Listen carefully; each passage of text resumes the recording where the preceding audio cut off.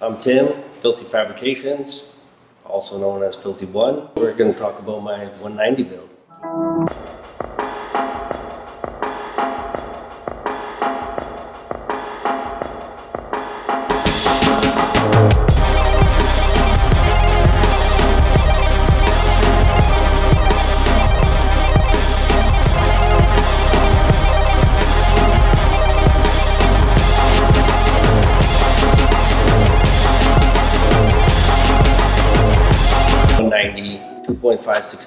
Back when everybody thought I was nuts, because to them it was just an old Benz sedan. So my intent back then was to do an Evo 2 kit, because of course it was a poster car on the wall next to the Countach. At that time, the only thing that was available was cheap kits, because nobody was really doing it. So I bought the best version of a rep kit that I could find probably 6 years ago. Bought wheels, started gathering parts for the project, and in the interim of that, these cars become highly collectible. I started really considering, because my 2.5 was mint, like it's perfect. So I kept it, and I went and bought a shell.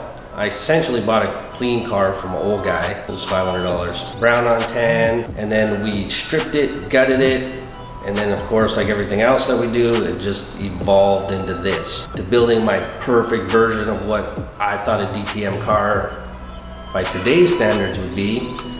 That's what we did, and then we went nuts. So we just happened to have an SL600. The subframe out of that and the track and everything worked for what I wanted to do. It was almost perfect. So we pulled the subframes out of it, the front knuckles, the brakes, all that kind of stuff, put it under the 190, and then we built the kit out to that. Brett, do all the body paint and finishing when it comes to any paint work. The body kit didn't fit at all. Took quite a bit of extensive work to get it to fit.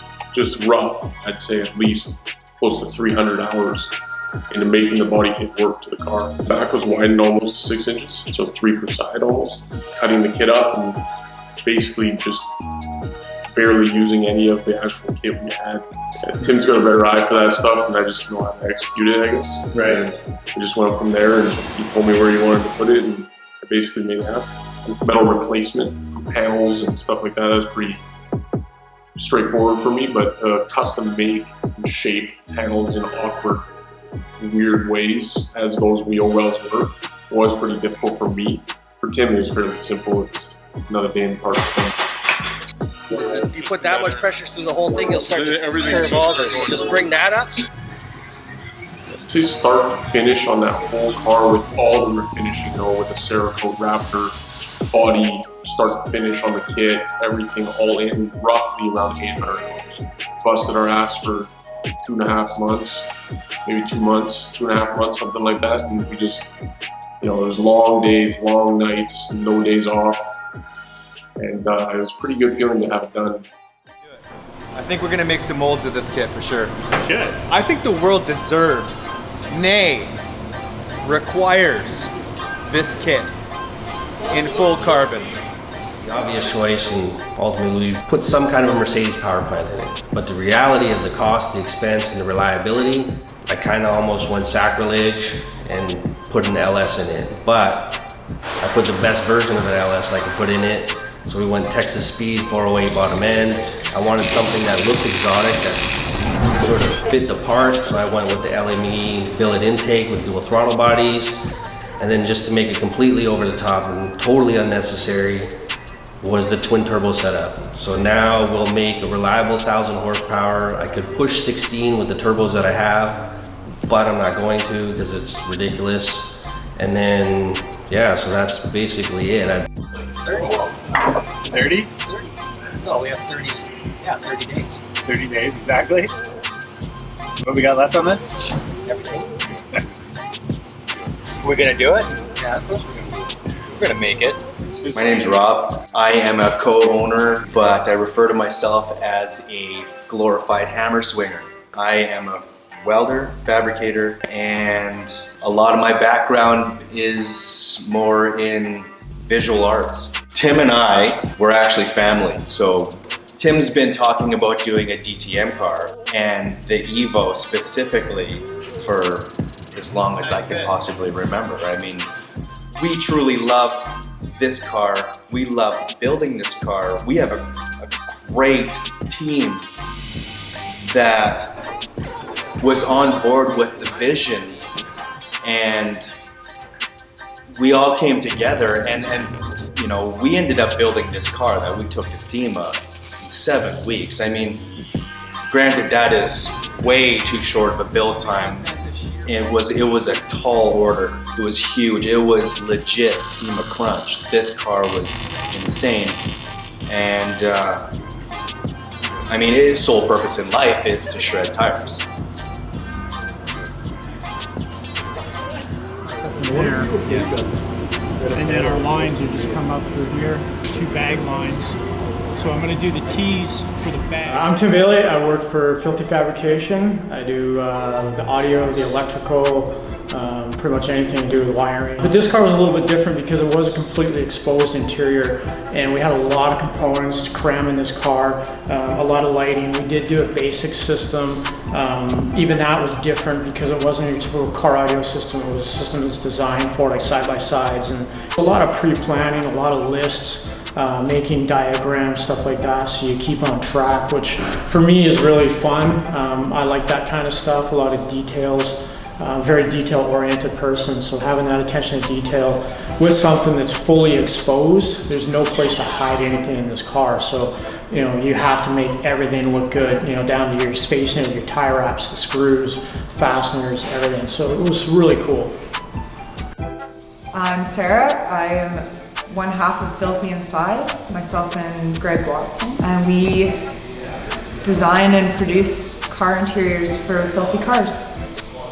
I mean, well, some of it is just as simple as wrapping it in leather and, you know, creating seams that line up. I mean, we've been doing it for long enough that it seems simple enough to us. Maybe for someone who's just looking at it, they wouldn't see why we did it the way we did it, right? But I mean, the process for us, we took the seats and we stripped them down to nothing, and then we built them back again the way that we wanted them. But like, you know, we changed it from cloth to leather, and we used, you know, beautiful red leather. Tim loves red interiors, right? And I love red and gray together. I think that's a great combination. So I'm glad that he chose to do, you know, different details, and we shaped them a little bit differently than it was. So, and we even ended up changing out, you know, the labels on the straps to make them Filthy branded, and to change them from yellow to red. So we took a lot of stuff apart and then you know, rebuilt it that you probably wouldn't even notice if you weren't there or if you weren't looking for it. I got so much work to do on it, put the firewall and tunnel, that I don't know how much primer you're gonna be able to put and spray other than the outside. One of these days, it's gonna be color. Sunday soon. Real soon.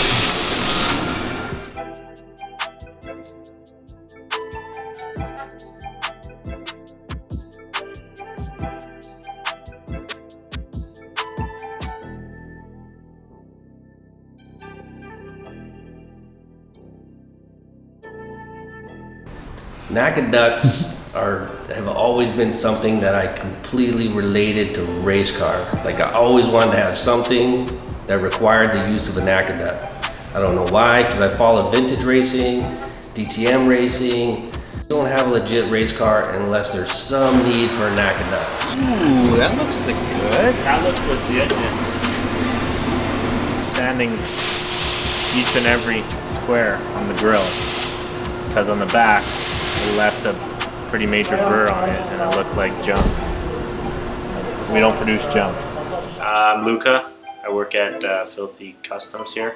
I'm the mechanic / apprentice. Yeah, so with the 408 stroker Texas speed motor, we used the T56 Magnum XL with the Ace twin disc clutch in there with the American Powertrain throwout bearing. It's a great setup. The clutch is really smooth. Good for all the power that it's going to put down for sure. So yeah, after we got all the little wiring issues out of the way when we were prepared to start it, and it fired up the first try, my mind was going a million miles a minute, trying to make sure that nothing was leaking, nothing was sounding bad. But then it just clicked to me, and then I came through it and I heard the twin turbos just spooling away, and made me very happy.